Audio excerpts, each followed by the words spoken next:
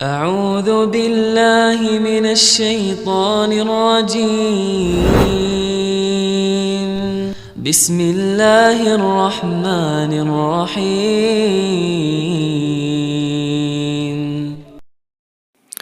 Bismillahirrahmanirrahim. Assalamualaikum warahmatullahi wabarakatuh. Alhamdulillah, wassalatu wassalamu ala rasulillah wa ala alihi wa ashabihi wa mawalah. Amma ba'd. Alhamdulillah, kembali lagi dengan saya Abu Najla dari toserbamuslim.com. Seperti biasa, saya akan kembali mereview buku-buku Islam ataupun Al-Quran pilihan. Dan yang akan saya review kali ini adalah sebuah buku yang cukup penting bagi para orang tua ataupun para calon orang tua ya. Karena di buku ini tidak hanya dibahas tentang pengurusan anak ya, tapi juga dari sejak bahkan sebelum memilih istri. Masya Allah ya. Jadi benar-benar dipersiapkan. Jadi buat teman-teman yang sudah usia menikah, buku ini menjadi salah satu rekomendasi saya ya untuk dimiliki teman-teman. Karena di dalam buku ini kita bisa menjadi semacam peta lah atau gambaran untuk kita ketika akan mengarungi sebuah rumah tangga, terlebih nantinya kita akan punya anak.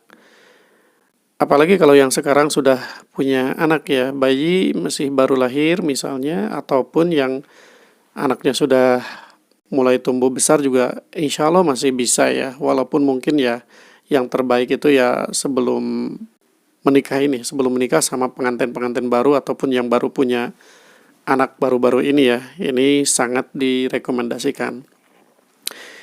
Judulnya ini Begini Seharusnya Mendidik Anak. Nah, ini penulisnya dari Al-Maghribi bin As-Sa'id Al-Maghribi. Panduan mendidik anak sejak masa kandungan hingga dewasa, berdasarkan Al-Quran dan As-Sunnah. Jadi dari sejak masa kandungan ya, dari sebelum lahir. Kemudian ini diterbitkan oleh penerbit Darul Haq. Dan bukunya ini tidak terlalu tebal. Nah, ini ya. Sampulnya ini soft cover. Tebalnya ini ada 350 halaman ya. Jadi tebalnya 350 halaman.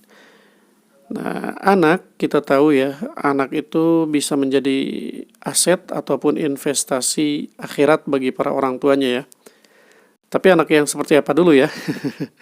Tentu anaknya yang soleh-solehah ya. Jadi saat kita sebagai orang tuanya sudah meninggal, mereka mendoakan kita, selalu mengirimi kita doa, kemudian berinfak mungkin ya untuk kita sebagai orang tuanya yang sudah meninggal, dan seterusnya. Kalau anak kita soleh-solehah, dan insya Allah pahalanya ngalir untuk kita orang tuanya ya. Bukan anak yang yang ya istilahnya kalau di karakter-karakter itu anak yang jahat ya. Yang jahat, yang durhaka kepada orang tuanya dan lain-lain. Justru mungkin kalau yang seperti itu bisa jadi bukan aset ya, malah jadi merugikan untuk kita sebagai orang tua. Nah, tentu untuk mewujudkan si anak ini menjadi anak yang soleh-solehah itu tentu tidak mudah ya. Ada proses yang harus dilalui oleh kita sebagai orang tuanya. Nah, salah satunya kita mencari ilmunya. Ilmunya insya Allah sebagian ada di sini ya. Ada panduan-panduannya bagaimana kita mendidik anak sejak dalam kandungan hingga dia dewasa.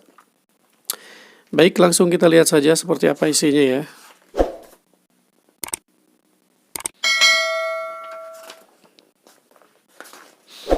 Di sini sebetulnya ada reviewnya juga ya. Nah, ini ada review metode penulisan buku. Kemudian ini di bab pertama, dasar-dasar pendidikan dalam manhaj Islam.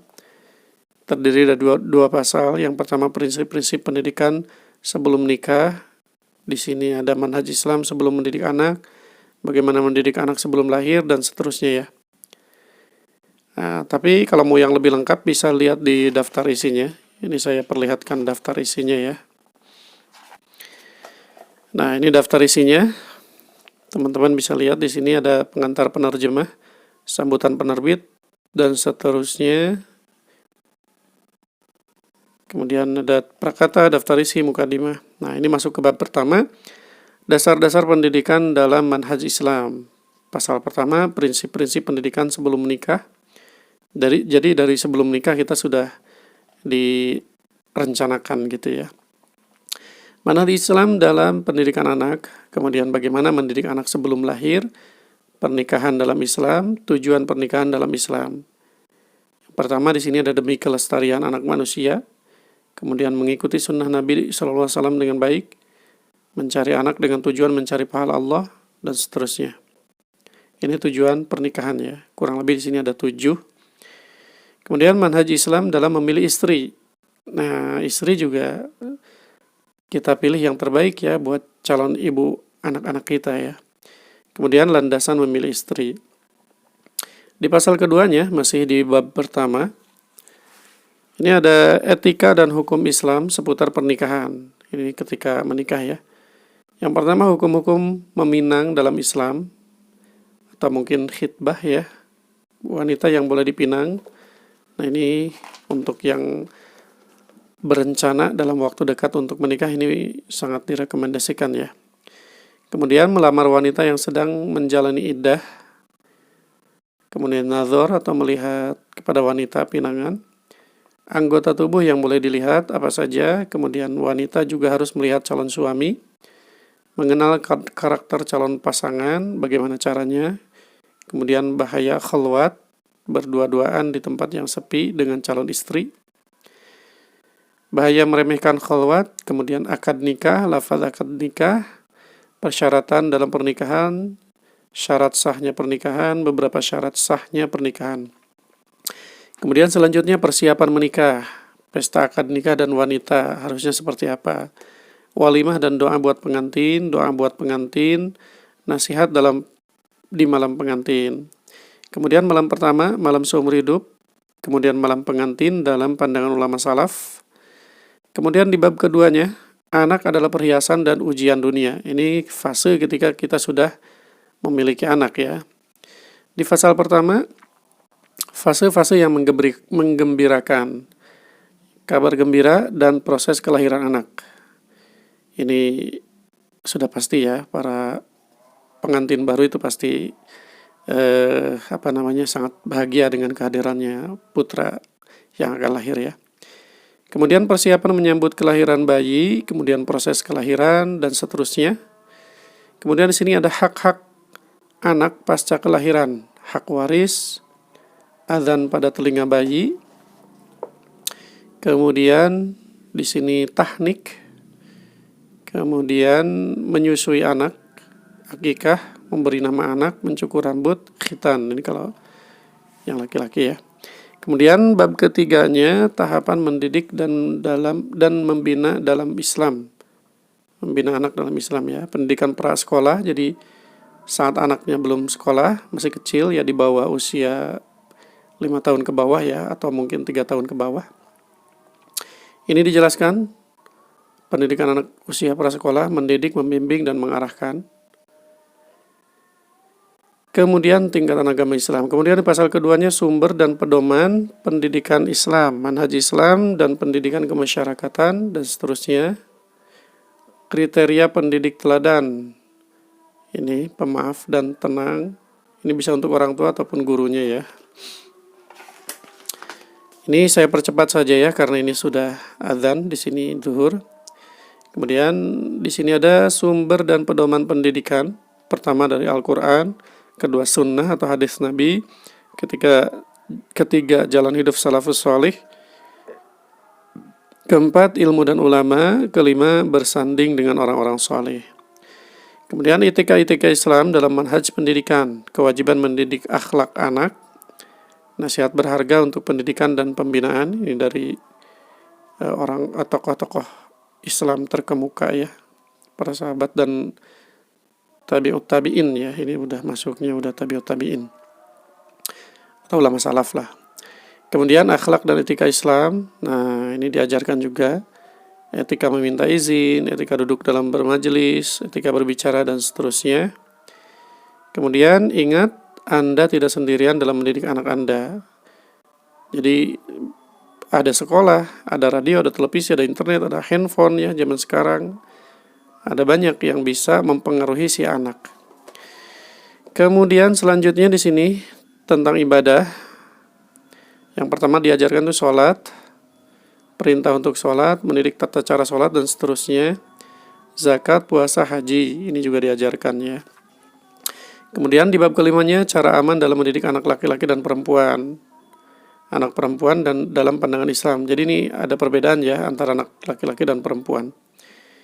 Kemudian pendidikan seks kepada anak menurut ajaran Islam. Ini. Kemudian selanjutnya kita lewat saja dan yang di bab ke-6. Di bab ke-6 di sini faktor-faktor kesuksesan dalam mendidik anak. Sarana prasarana ya di sini. Nah, ini bisa teman-teman baca sendiri. Kemudian di sini ada nasihat dari pemimpin untuk para pendidik umat. Dan yang terakhir di sini ada penutup dan ya biasa daftar pustaka ya. Ini selintas saya perlihatkan isinya. Jadi isinya ini cukup bagus ya karena di dalamnya ini hampir setiap halaman ada dalil-dalilnya baik dari Al-Qur'an ataupun hadis. Teman-teman bisa lihat ya. Nah, ini. Jadi hampir di setiap halaman ini ada dalilnya, berarti si buku ini insya Allah bisa dipertanggungjawabkan ya. Jadi Islam itu memang luar biasa ya, segala diatur sebaik mungkin ya di dalam Islam, termasuk pernikahan, mendidik anak, dan lain-lain. Jadi sekali lagi, saya sangat merekomendasikan buku ini untuk teman-teman yang saat ini belum menikah dan akan segera menikah. Jadi sudah dipersiapkan dari awal gitu ya. Kemudian untuk para pengantin baru, kemudian untuk orang tua baru ya, yang baru punya anak, dan untuk yang anaknya sudah beranjak remaja juga insya Allah masih bisa ya kita mempelajari karakter-karakter anak dan lain sebagainya. Baik, mungkin itu saja yang bisa saya sampaikan untuk video kali ini. Semoga informasi ini bermanfaat. Seperti biasa bagi teman-teman yang tertarik untuk memiliki buku ini, teman-teman silakan order melalui WhatsApp di 087 870 173 490. Terima kasih. Assalamualaikum warahmatullahi wabarakatuh.